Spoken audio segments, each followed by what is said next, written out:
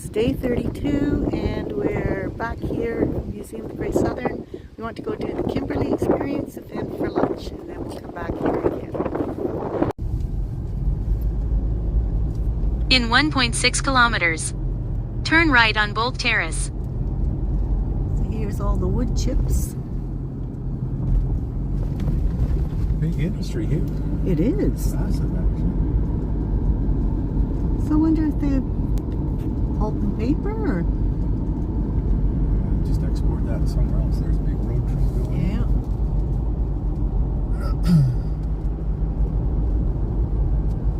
What does it say? Just Boom chill. Bulk haulage? No, Broom Hill bulk haulage. Yeah, it's a huge operation down here. Lots of stone here for some reason. So this is either salt or gypsum. Appears to be what they do around here.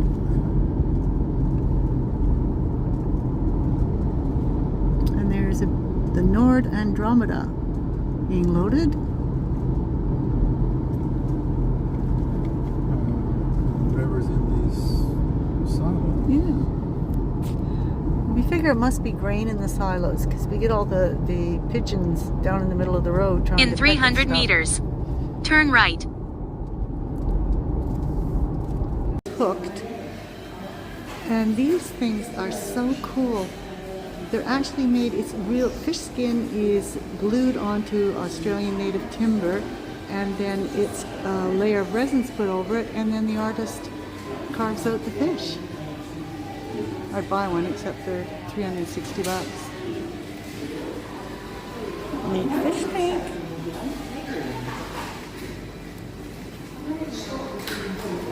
There's the old boy. So this is supposed to be the best fish and chips in Australia. Hooked. Yeah, it's won awards a couple of times as the best fish and chips in Australia. I got the snapper, which is fresh caught, and this is Hake. hake. Yeah. Hake from South Africa Yeah. that's snap frozen and sauces. So we'll let you know. Verdict. Real good. Yeah, that's the best fish I think I've had in can't remember when. Worth the money. Really, really good. It was interesting because I got the snapper, China got the hake,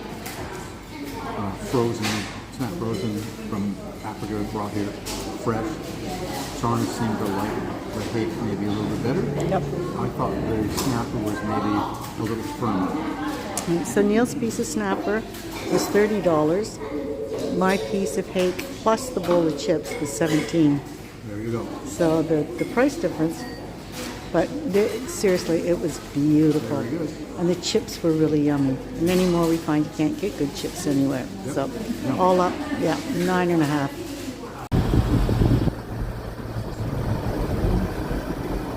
A bit of a gloomy old day, but it's still pretty spectacular.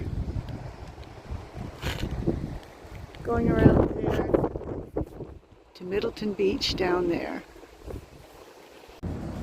That was absolutely amazing. Highly recommend it to anybody. Now we're going to brave these horrible winds. Oh, it's bloody cold and windy. That Kimberly 3D experience was simply amazing. If you ever have the chance to do it, definitely go for it. So this is the, what is it, the Amity? The Brig, and it was actually built in New Brunswick, Canada, St. John, New Brunswick. I can't remember the year, but so you can, for free, you can do the top deck or you can go inside it. So this is actually a replica, not the original.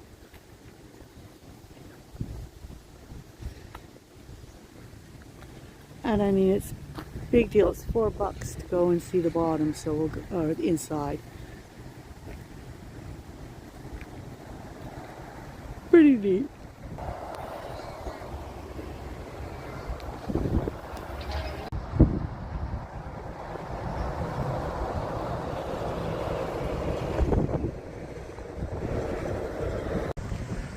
So we're on board the Brig Amity, and apparently when we look up the mast, the two tall masts, and then you got those parallel, what are they? What are those? Parallel beams? Beams, yeah. That signifies it's a brig, apparently. And then this. It can have a rectangular or a square sail. And this here is the capstan, and this is how they put levers in, and this is how they pulled up the anchors and used them as a winch. George Sound took 6 weeks and 2 days. The Amity sailed south in very rough weather. Imagine being on board this overloaded ship in a crashing sea. Let's hear Lieutenant Festing's report. When off South Cape, it blew a very heavy gale of wind with squalls. During one, the main boom went, the sail was split and part of the boat was washed away. There was no room. And here's the galley where food was prepared for 60? 61 men. 61.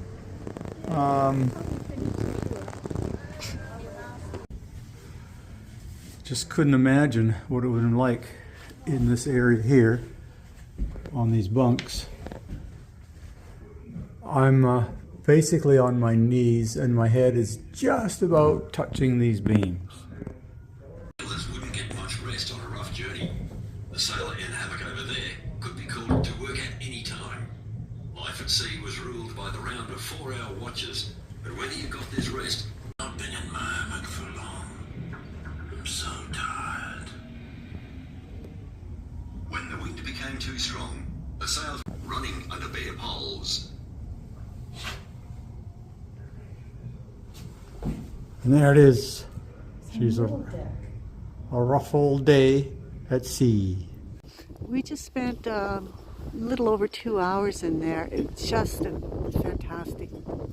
So well done. Yeah, it is. It's extremely well done. Just going to check what this is. Oh, it's still on patrol. U.S. Navy submarines paid heavily for their success. Total of 374 officers and 3,131 men are on board these 52 U.S. submarines still on patrol. Here's just some old relics.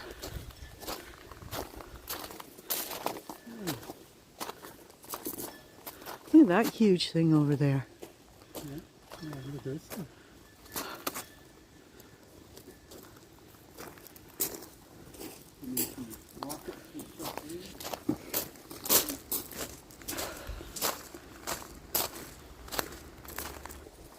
So this is an Ikaros anti-submarine missile, and it was named after, it's an Aboriginal word meaning throwing stick. Oh, Kind of cool. I'd assume that's a mine from the ocean, the sea, wherever. Boom. Yeah, boom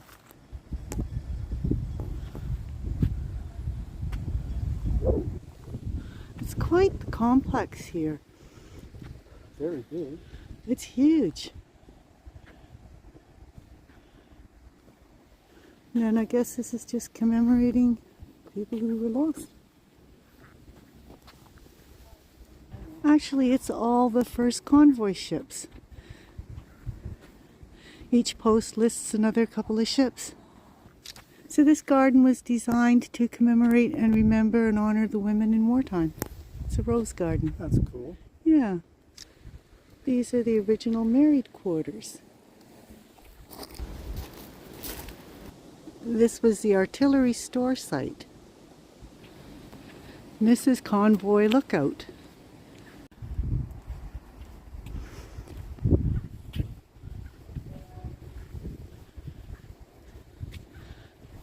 Can you imagine what a chilling sight it would have been in 1914 to see the whole convoy amassed here in the harbor? In this bay. Imagine 10 times the number of those ships that are out there If we now. take a look over here, down here, so you can see that it's where they lined up the ships, but you can also see that island there and that Yeah. island there. So in the distance you can see, so they'd all been these rows coming in through here.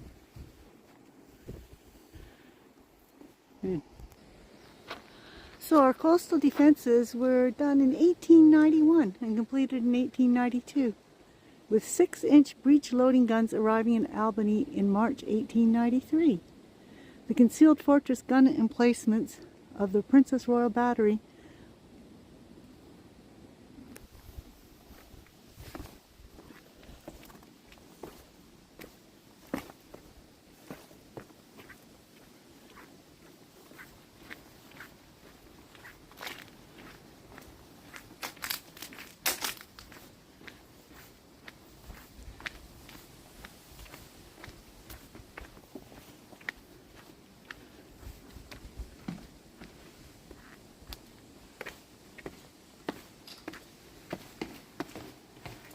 So there we have it, the concealed gun.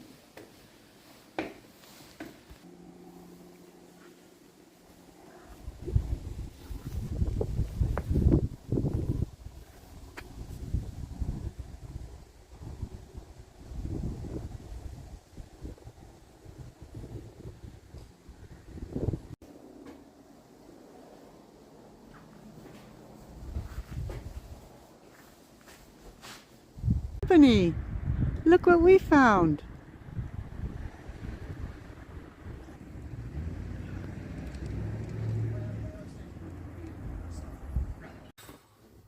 This is cold. Day 32. 2. Go for it. Fantastic day today. Very enlightening, very moving, very filling. Yep. Fish and chips. Fish and chips. Yeah. Yep. Yeah. Yeah, your turn. Oh, okay. I just feel like I've been doing all the talking for a while. Okay. Well, so we started off. We were going to the museum, and we were going to go to the Kimberly visual reality show, but of course it's set time, so it didn't work out. So then we went for our fish and chips at Hooked, which was fantastic. Yeah, definitely, like the best. Very, very good. And then we went back, did our virtual reality tour of the Kimberly, which was brilliant. I had a bit of a problem because I was trying to put my glasses on, and anyways, it was really good. Yeah, And it was awesome. I recommend that to anybody. Yep. Went to the Brig Amity, which was what's down there, which was really, really cool to go through. And then very, very moving, went up to the Anzac Memorial up on the hill, and that was Albany is where the first and second convoys to the First World War left from Australia. So this has got a lot of history here, and it's extremely well done. Oh yeah, it was so moving. We were about 2 hours in there, and the only reason we left was because it was closing. Ran out of time. Yeah. We were last. We closed it down. Yeah, they came and told us we had to leave. Yeah. But it's like the Australian the War Memorial in Canberra. I mean, you can spend days in there. Yeah. And this wasn't on as grand a scale, but was just so well done. Very interesting. They have a really cool thing where if you're doing the tour, you are given a card, and it's a soldier, and you're basically going along, and at 4 or 5 points you put this card down, and you can follow their progress through the war. And then the last one, you find out whether your person survived or not. Yeah, and something that I found particularly moving that may sound really but when you first walk in, there's a huge wall. So it's quite dark in there. There's this huge wall going along, and probably, how big would that be? Like the size of 2 caravans side by side.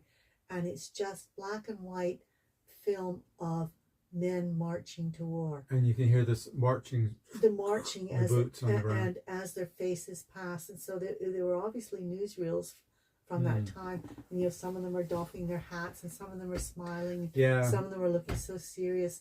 and you're just seeing all these faces, and you know that a third of them A never third came back. didn't come back. Yeah. Yeah. It was a really, really moving. Yeah, it was really well done. Yep. And Yeah. for a really crappy day, because it was miserable and cold and drizzly and that, it was a good day. We made the best of it. Yeah, it was a really good day. Yeah, so we've really enjoyed our time in Albany. Pardon me, I'm just tired. Yeah, I've loved Albany. I can move here in a heartbeat. But we've got to leave tomorrow because there's other places to go. And she got to warm up. Yeah, it's cold. Well, it was 41 degrees 2 days ago, and it was 18 degrees today. So, like, it's a big difference. Take a cup of concrete, baby. Hard enough. Hard enough. All right, Okay, so that's it. doodles. See ya.